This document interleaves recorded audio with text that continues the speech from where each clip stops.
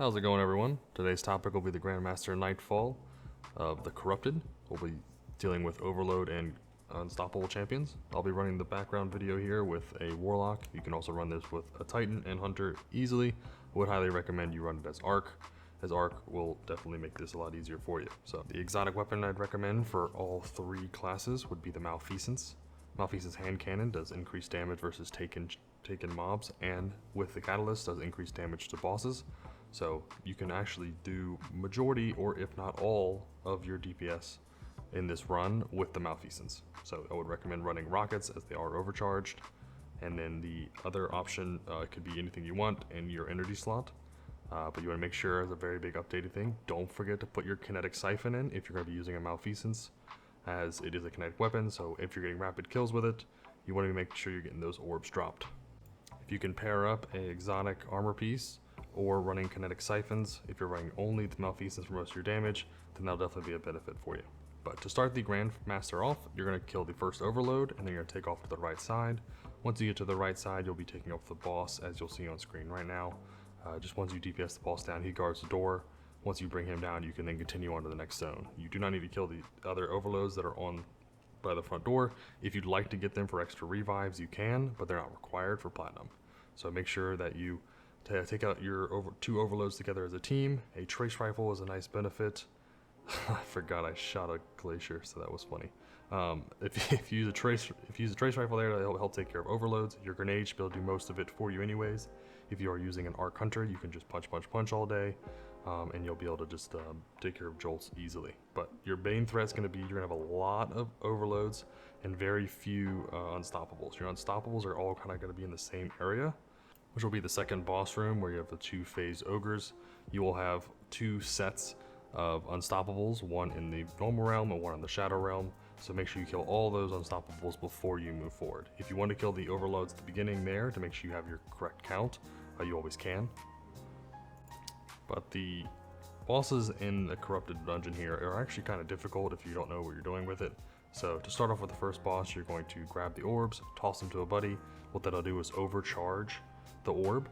You can toss the orb by itself, but only do half the shield damage. So what you want to do is you want to make sure that you toss the orb to someone else, it'll then double the damage, and then you can either walk around with it or you can drop it on the ground if you want to. There's no rush on it. And then you're going to DPS the first set of adds. You can also use abilities during it, and then when the shield mobs drop, you want to throw your orb. Make sure none of your teammates are in between the throw, or else you'll just pass it to them. But destroy those shields, which now allow you to DPS the boss. There's a way to grab the orbs either directly in front of them or on the opposite side of the wall. If you get really close to the wall, you can also grab the orbs if you're not in a dangerous spot. So, highly recommend putting yourself in a safe spot, sitting in a healing rift. Be very careful, as these mobs will run at you, and they do teleport as they are taken, and they'll just mess you up really quickly. So, definitely keep your distance, do some big damage, use all your heavy ammo on these things, as they have a lot of health, and then don't try to melee them as much as you can unless you have blinds. So if you're a hunter, Arc Hunter, running, say, Liar's Handshake and whatnot, you want to jolt them and blind them, you can.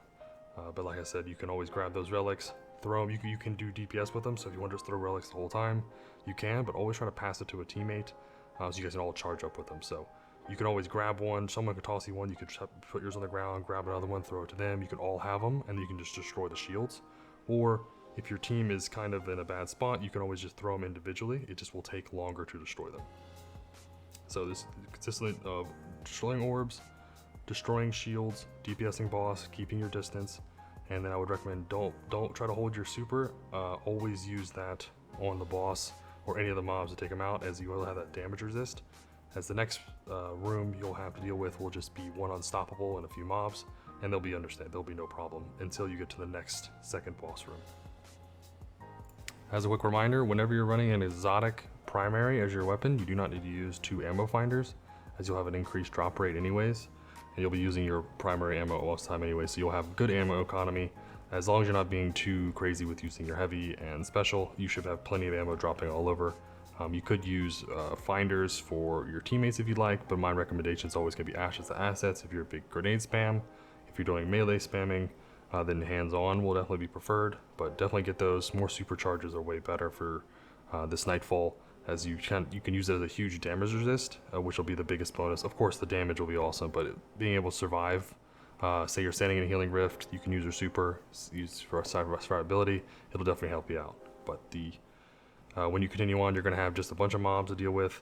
Nothing's too crazy here. You will have 2 unstoppables, a bunch of shriekers. I will note that the shriekers will despawn if you continue past them up the stairs, so make sure to focus the 2 unstoppables. And then if you have a stealth class, or if you just want to run really fast, recommend definitely do the hunter that can stealth you, or the hunter can stealth himself. So kill the champions, go to the top of the stairs, everything will despawn behind you, and then you can go right into the second boss room. This boss room here can be either really simple or really tricky. Your best bet is for your team. If you ever do just join a random group in a Discord group or something, most teams will go to the top right side as a team. So if you can, try to take out the 2 overload or 2 unstoppables before you go downstairs. If you can't, it's okay. You're going to cycle back in between the both. You don't want to focus boss, either one of the shadow bosses. You can get them down to 25% health, but don't focus them any lower than that until you guarantee you get all the unstoppables. Then phase the boss. There's no rush. It'll keep cycling in between, but you want to make sure you get both of the unstoppables in both phases, and then you move out. A big important thing to look out for is going to be the unstoppables. They will sit and wait for you. So if say for you're in the top realm here, the normal realm, and you say I'm killing this knight right here, or you have an unstoppable that's up top here. When you go in the shadow realm and then come back, you'll lose all the mobs. Nothing will be around you and everything, but the mobs will still stay there. So if you have an unstoppable you're fighting, and then you go into the shadow realm and then you come back out, it'll still be there. So make sure you're very apparent of where you join the shadow realm, and then make sure you're not standing exactly where you were, so you don't get punched in the face by a knight or an unstoppable, and it'll just end your day really quickly.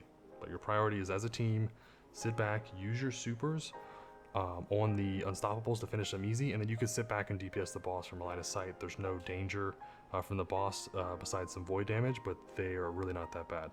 You do want to make sure, it's very important that you do not kill the upstairs world, like the main world one first, because then it starts spawning shriekers in the shadow realm, and then that's where it really gets messy.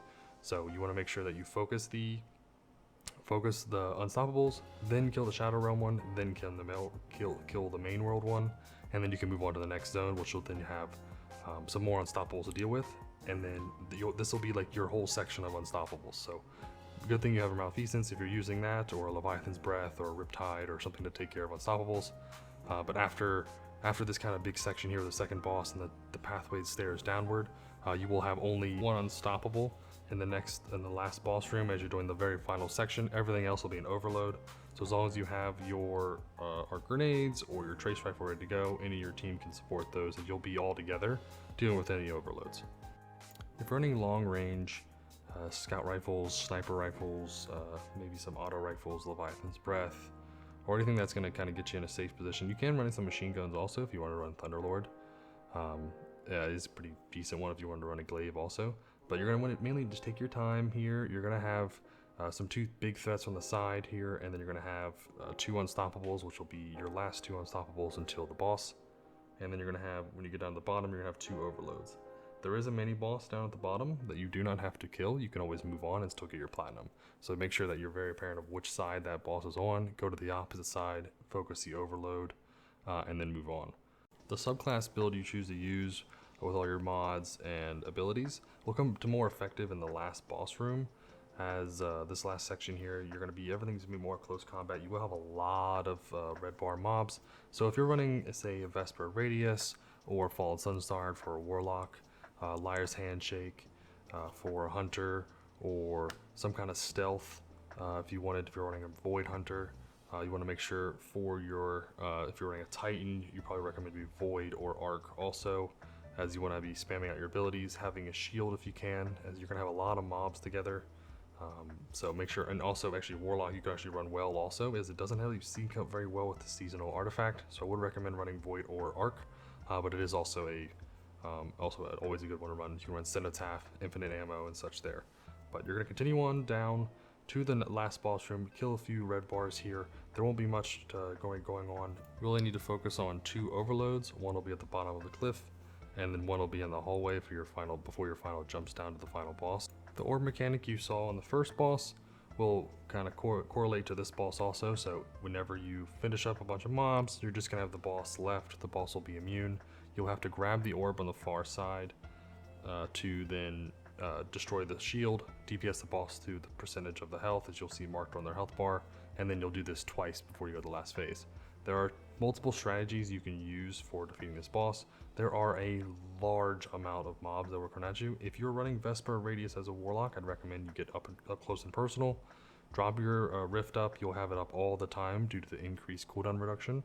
If you're running Arc Hunter, same thing, get up close and personal, use your staff, place on the ground, and then you'll be in a good spot. Titans, Void Bubble you can. If you want to play safer, you can always sit back in the back, where you'll see some of my team is, and then DPS from back there.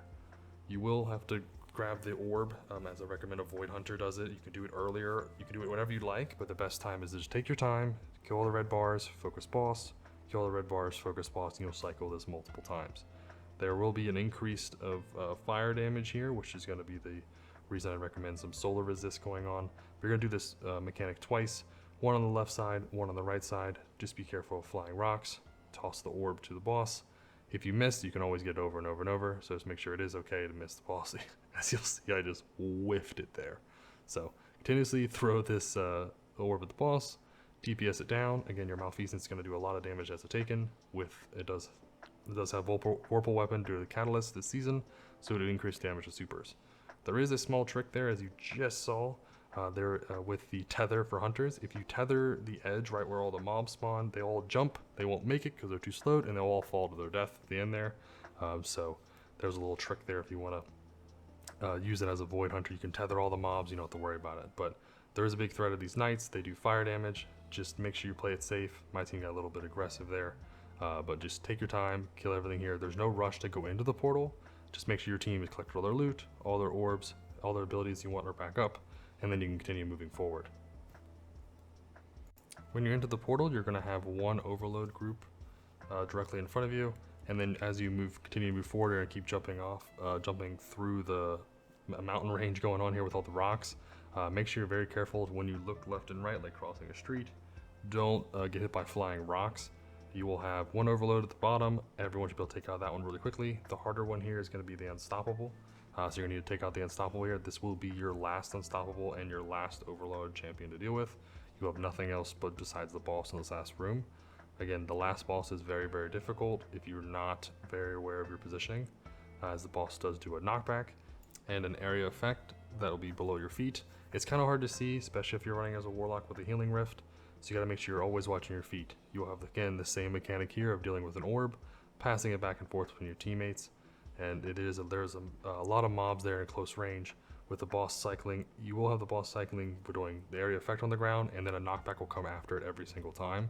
You can save yourself if you have a dash or any mobility, or you position yourself with your back to one of the pillars, or right when you jump up at the beginning, you can always put your blast off to the edge, get back on a rock. If you could sometimes get one on a flying rock to the side, it's very risky. So if you are running a Solar Warlock, you can dash back on. Titan Hunters can always negate that if they're Void, as I do recommend Void is pretty good for this one. They should release a dash for all the classes, all the subclasses, but that's a Bungie fix for later. So the few mobs here you're going to have the Knights, and then you're going to have some red bars. The Knights do a lot of damage, so make sure you're always line of sighting them whenever they show up. It's usually a finisher on them because their shield will come up all the time. So those captains, are actually very, very strong. But always watch your surroundings, find out where the boss is. The boss is focusing you. You're going to be taking a lot of damage. So make sure if you can, use your super for survivability, healing circle, whatever you can. Line of sight around pillars, but if you see the area effect on the ground, a knockback is coming. It may not necessarily hit you, but you just have to be very careful. So hide from the boss, throw the orbs of the boss until she's fully vulnerable, and then finish her with Malfeasance, as the Malfeasance will do most of the damage here, as she does move around a lot. So you use your Malfeasance as a team, and then get your free loot here. This is not one I'd recommend unless you really, really want the Grandmaster weapon here from the Adept weapon, which is the Hung Jury, which can have a really good drop pool of shoot to loot and kinetic trimmers. It's one of my favorite scout rifles, so if you can pick it up, definitely grab it. But this week is, you can be done really clean. If you have a good team, I would recommend if you're gonna run with a well or a tether or a void circle or something that really can help out survivability. But see if you can run this over and over and over. It'll get easier as you run through it multiple times. But hope this helps. Make sure to drop a like or subscribe if you enjoyed our content. Put a comment below with any recommendations or anything you'd like to see in the future. I appreciate all the support you guys give me already. And as always, I hope you have a fantastic day.